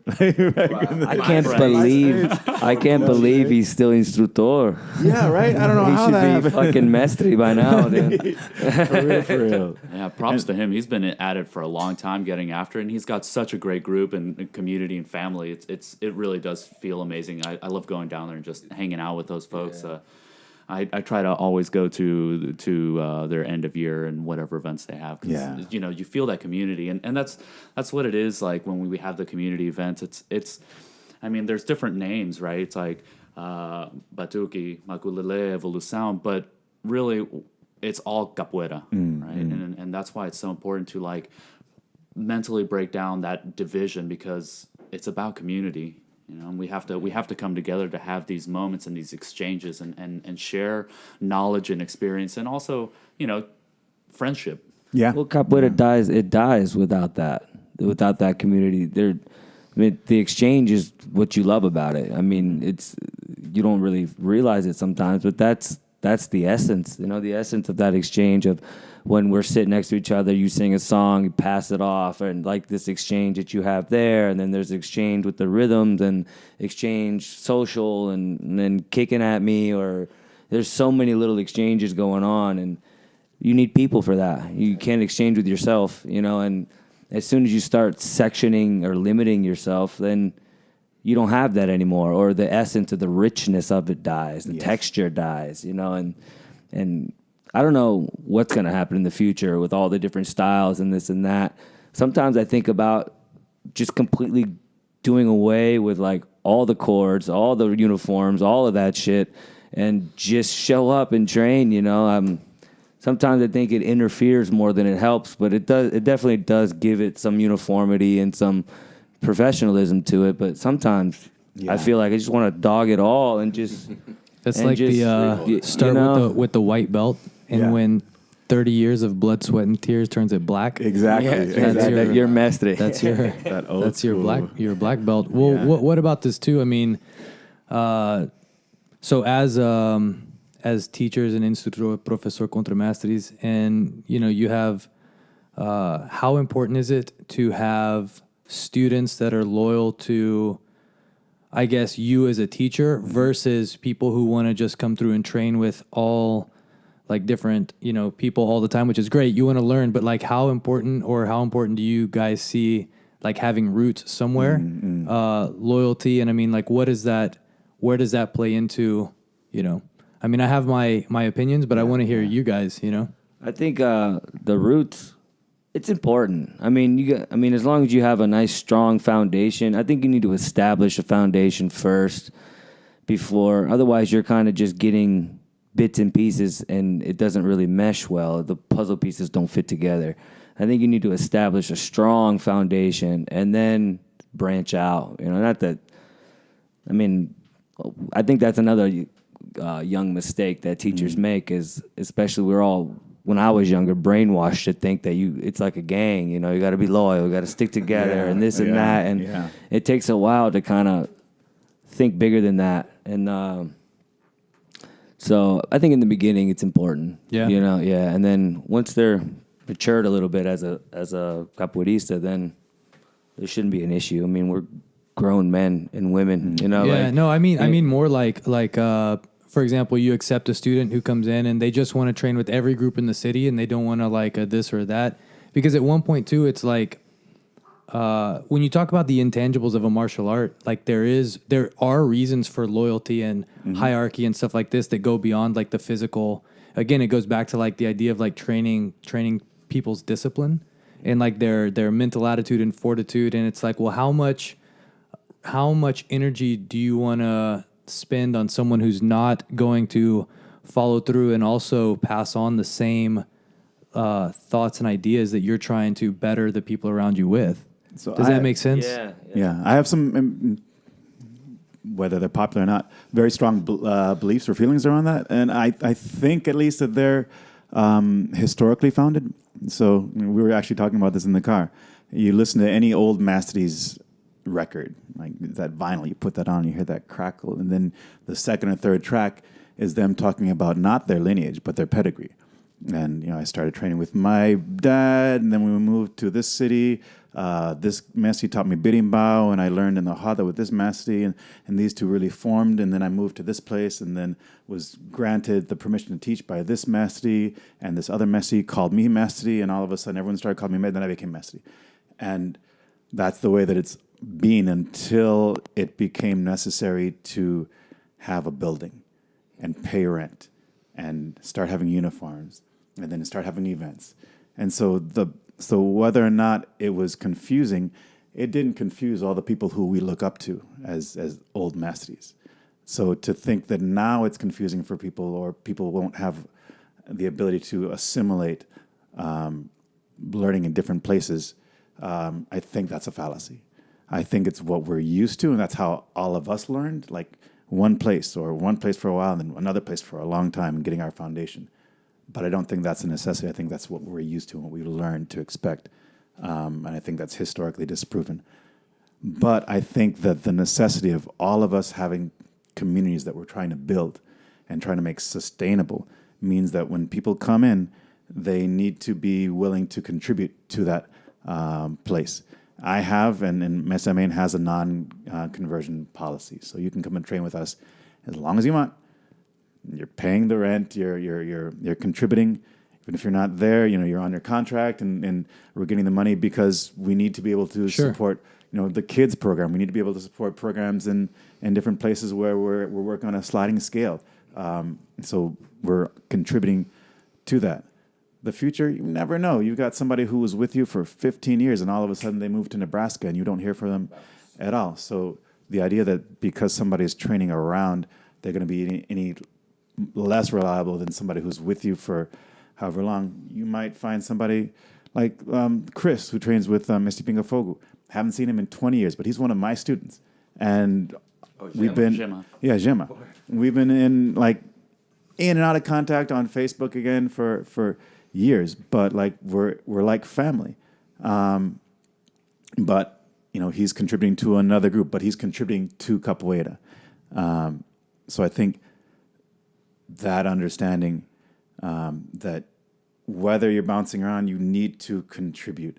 And at some point in time, again, that the trust, you'll find a place where you feel like you're getting a type of teaching and a philosophy that aligns with you and that you want to step forward into and that you want to be part of and that you want to promulgate into the future. But nobody can force that. You can come up with as many guidelines and strictures and rules around that. And the more you come up with, the more people are going to find loopholes or ways to just deceive you or lie to you. And when that starts happening, when people are going to other rodas or other classes and not telling you about it, that's when you got to watch out. When people are like, yeah, I was just visiting, and I came to this class, and then there's that openness, and you can trust that when that person decides to be in your path, then they're really there. But otherwise, it's like, yeah, you're trying to hold on, but you're just holding on so tightly that it's going to slip through your fingers. So to me, there's a certain lack of function. I mean, I definitely agree that you can't you can't make anybody be where they don't want to be. Mm-hmm. So the idea of claiming somebody or a student isn't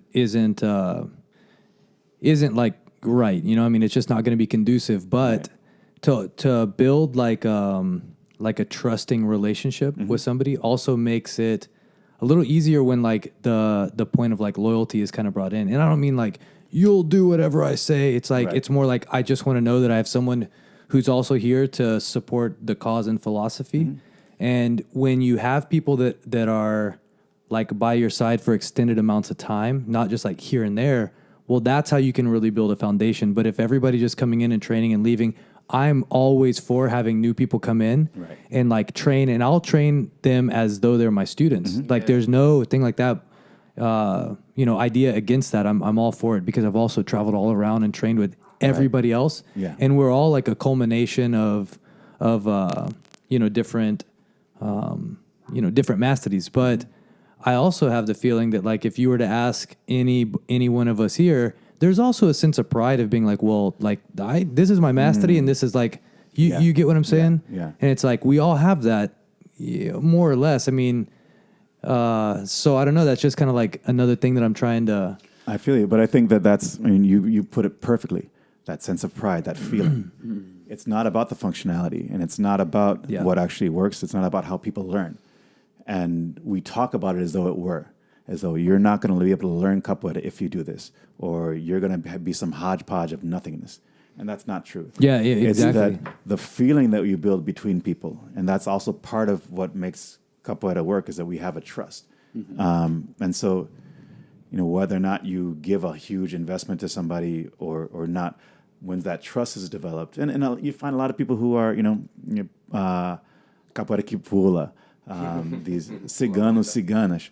Right, they usually come from a background of people who have been really restrictive or drama or issues, and so they need a space where they can kind of look around. And I tell people, especially when they're moving to a city or they come and visit my class, they're like, "Oh yeah, I want to train with you." I'm like, "Cool. And where do you live now?" "Okay, so Saracuruz School is right here. Check them out." And there's a CDO school here. Visit. Find out where you want to be. Mm-hmm. Don't just be here because I'm the only person you know. Find out where you want to be. Find out what fits your schedule. You can always visit me, but really find where you want to make home, because that way they can have that type of relationship. But it's It's when we try to force it that it becomes non-functional. Yeah. That's one of our mandates, that you must be here. So I think even loyalty, it's really just, it's a building of trust. If you can build trust, then loyalty happens. If loyalty is the objective, then it becomes problematic. Yeah, it should definitely happen naturally, right? You shouldn't have to ask for loyalty. For It's just sure. something that's there.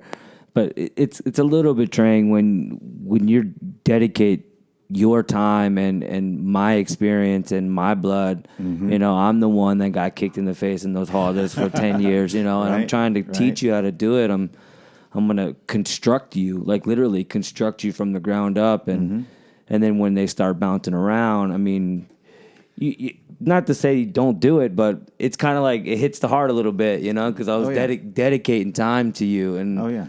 and then they're just, you know, they throw it away kind of. But I don't think that's a wrong thing No, to that's do wrong. that. But Yeah, yeah, I think we have to own our own emotions around that. exactly. You know? Yeah, that's the what I mean. That's the Yeah. bad part. Like, are you teaching someone to make them better, or are you teaching someone to make them better so that you can look better? Right. Is it your Yeah, own ego or is yeah. it their benefit? And then, like, also, like, honestly, if I have 10 people in my class, it's cool.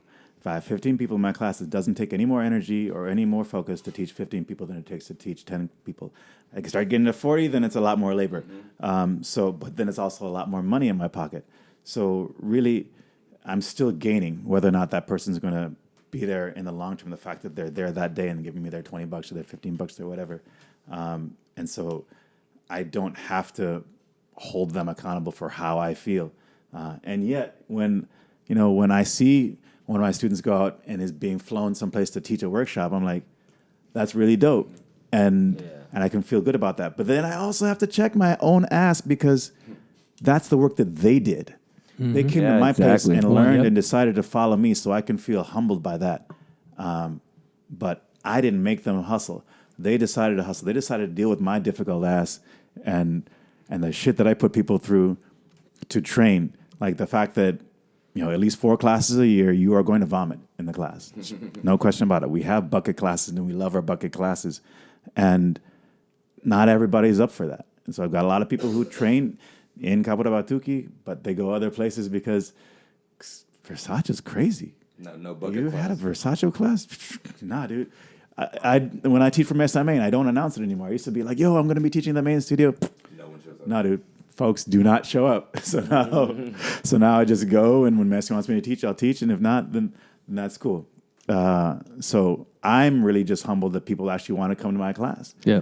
And that's that builds relationship. And then when people go out, I feel proud, but I also have to remind myself that that's their work and that's their hustle, and I'm proud of them for them, not for what I did. You gotta tell them that you're not responsible for their success nor their failure. Correct. Especially that second part. 'Cause, Yeah, man. people will be like, oh, I didn't get this. But the other thing, like the other idea of like the loyalty and what you said too, like you give so much time to these people, and then they're just here or there or whatever, right? And that's also your own self creating that feeling, right? They're not doing that to you. You're interpreting and you're feeling something Exactly. right? Yeah. But then let's say like, okay, well, I mean, look at unfortunately like Mestre Pastinha, right? Like there wasn't a lot of people in his very latter days that were loyal and there, and Correct. He died alone, didn't he? Yeah. Alone, all the old Messi's did. Yeah. And so that's part of just being a smart business person, not necessarily making business the focus of your capoeira, but you've got to have your investments, you got to have your savings account, you got to have, you have that contract where people are paying on a monthly, and part of that goes into your retirement account. Like, we got to be smart. We have to take that responsibility, not our students. And if our students want to, then that's even better. But that's still, I mean, you want a job that has benefits. And if you're in a job that is, you're getting paid, you're working 38 hours a week because they don't want to put you on benefits, and you stay in that job, whose fault is that? Right? Yeah. It's the same. Well, right now too is it's a time when people are actually making a living doing just capoeira. Yeah. 20 years ago, I didn't think that was possible. I didn't even think that was like, people even in Brazil weren't making a great sustainable living. It was Right. like, Well, I don't think a lot of people are making a real. I mean, some people are, but a lot of the little schools, I don't think they're paying all their bills. Yeah. With, you know what I mean? Yeah. I got like 4 jobs. Yeah. Yeah, but I got what 2 I'm saying jobs is too. like there's definitely a difference between the business mindset now and how it used to be. Yes. You know? But you know what? We should be able to. I mean, like you said, we dedicated our whole lives, most of us that are here, and I shouldn't have to. I should get paid for that. I mean, honestly. But you know what's funny too is that like none of us started capoeira because we wanted to make that it wasn't a demand that we wanted. I want to make money and I want to be able to do. It's just like That's true. There was something that attracted us to it. You did it for 20 years. Now you're like wanting to pursue that, but there is a value in it as well. You know what I mean? Yeah, I was thinking about this the other day, and what's holding capoeira back from hitting that like mainstream pipeline for the students. And I was thinking about everything else, like jiu-jitsu and all these things. When kids or parents put their kids in something, it's something that they have a future in, like Olympics or college or this or gymnastics, and all those things lead towards, like college or some kind of thing where it'll take them somewhere. And capoeira doesn't really have that. Right. And I think it's the only thing that's really lacking to catapult it out of this, how can I say, like it just keeps flying under the radar, and it's been there. It goes up and down under the radar. Something needs to catapult it right next to CrossFit and jiu-jitsu and all of those things, because something's holding it back. I think that's, leads to what you guys were talking about earlier, that, governing body in a sports body and really, the tournaments and, Red Bull Paraná is one of those things where it's like, okay, now it's visible and a corporation has found a way to start making money off of it, and even to start paying the mestres and representing it and interesting. People have different viewpoints about it, but that is part of that process. So I got a question. What do y'all think about Azerbaijan? Is that the thing out in like Dubai? That thing? In Central Asia, like in Baku, the event, all the old mestres, especially like from some of the contemporary schools, but also like Mestre Boagench. Bahan was there too, right? Miss Bahan was there, Mestre yeah. Bahan, like a whole bunch of Mestre Mão Branca, like a whole bunch of big folks. I think it's kind of weird. Who runs that event though? So it's like this Ministry of Sports and Education dude who kind of like when he was starting, he traveled the world, learned a bit of a few martial arts, and then made shit up and created these schools in Baku. But they got a shit ton of oil money, and so they started flying capoeiristas in and doing this World Capoeira tournament and dubbed themselves the World Capoeira. It was kind of weird. Like, where's this money coming from, and who are like, what's behind the veil? Like. Yeah, well, for better or worse, I think it's like the formalizing of capoeira, right, and turning it into like a legitimate, let's say, career or sport or whatever. It's just part of the formalization, and it may not be ideal in some people's eyes, right? But it's gonna keep changing and growing, and we're gonna eventually get to where it's much more recognized, and there's that level of professionalism and formality that may be lacking and that we're working towards. Well, I think the other thing too that's gonna help with mainstreaming capoeira is like, for example, it's the work that you do, right? So for my own self, it's like this. I love capoeira, and I've always wanted to do capoeira and teach and this, but I never had the thing that was like, the only thing I want to do in my life is capoeira. I have many other things that I'm very interested in. And good at. Yeah, CrossFit, art, web, all these kind of things. But then it's like, well, how do you take your core philosophy, which is capoeira, and incorporate it with other aspects and make those modalities more long-term? Because to work with capoeira doesn't mean you have to have a school and only teach and do this and that and that. Correct. Like you wanna really see like, well, what's the essence and power of capoeira? It's like, well, how do you integrate it in other things that cause social change? Right. There are a lot of people who do it in dance, community organizing, movement culture events. Like even we have, like our batizado is not a batizado. It's the batizado is just part of our free movement festival. And we have this festival where we have dance, we have parkour, we have acrobatics, we have Chinese kung fu, we have tai chi chuan, we have tons of different capoeira. We're bringing Molly from Utah to teach an MMA class this coming year. lot of different dancers, and so we bring a lot of different movement communities together. So it's not just getting money from capoeiristas, but bringing everyone together to recognize that capoeira has all of these elements, but also to just study these other rooted arts as those arts. And it's like, capoeira has that, and it's beautiful to be able to take it kind of out of the strict classroom academia context and put it other places. Yeah. Well, I know Shameless we have. I know that we have some time constraints. Yeah, I have to head out. Negro's got to head out. But we've been going solid for almost 2 hours, guys. This is awesome, man. It was. I It was appreciate good. you guys, Thank making you. the effort too. Because after a long weekend of event, it's like, man, just who's gonna make the effort to come over? This is my 9th bachisado or 7th in like the last 11 weekends. I'm tired. Life of a rock star. I appreciate you bringing me on, Yeah, man. man, I After just appreciate it. meeting you. Yeah, thanks. My dude. first podcast. I popped in the cherry. What? Word? Yeah, I'm grateful. We didn't really have a bachipapo at the event, and so it's nice to kind of be in that mind frame with some really amazing individuals and to get in that headspace. 'Cause that's really the understanding of the capoeira that all the old masters talk about.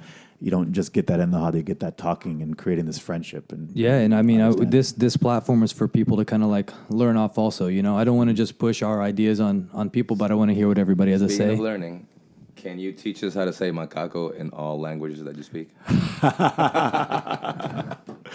Macaco, Saru, Sanj, Ling, Ling, a couple languages that have that same word. How many languages do you speak formally? I speak 10, and there are about 3 to 4 others that I have a bit of a functional understanding with, or can be polite. Gift of tongues. I know, So man.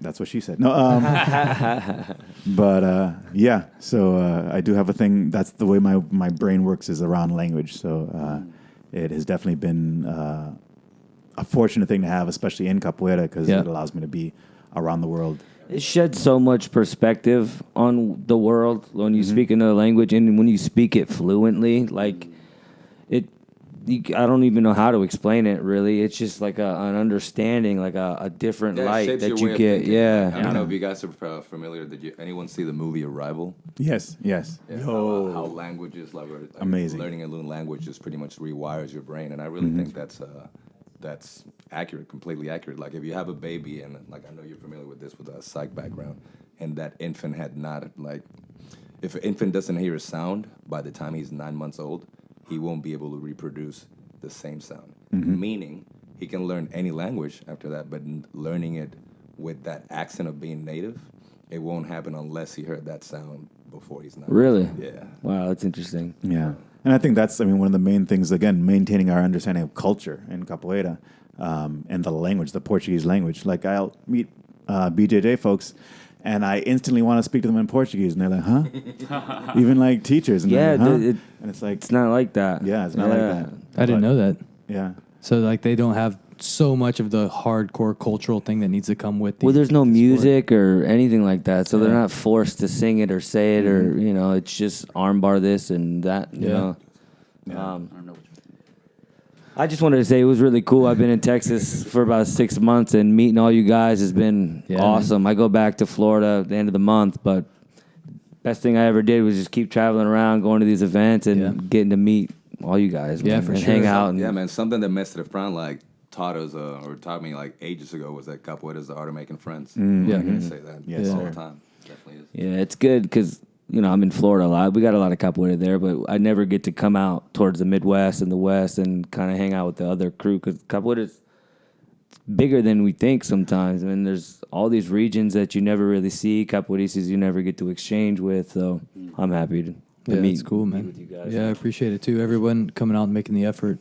I guess we'll go ahead and wrap this up. Last shameless plug is let's try to get people on the affiliate thing so that we give everybody like a platform. Because again, it's not just like Cadencia and I sharing this. It's like we want your students to hear the podcast that you just did. Yes. And we want your students to hear Mestre Pinga Fogo and you to tell, hey, Mestre Fran, like we'd love to have you on the podcast and like let's make let's try to really like see what we can do to disseminate the knowledge and culture of capoeira, right? If I become an affiliate, and is there a way to add it to my Facebook business page too? Yeah. Or okay, cool. Yeah, for sure. We'll talk man. about it. Yeah, it's easy. Dope. Real All right, easy, man. I think I'm in then. All right. Yeah, it should make it pretty easy. Yeah. Capoeira knowledge base. Yeah, it'd be cool, man. But guys, thanks again. Yeah, Out. thank you, man. Headphones off, man. Valeu. Thanks, guys. Woo, solid. My last Good, one. man. Yeah, dude. Thanks. Yeah, man. That was Chili fun, dog. dude. Man, I could have did that for another hour. I know. Just keep talking.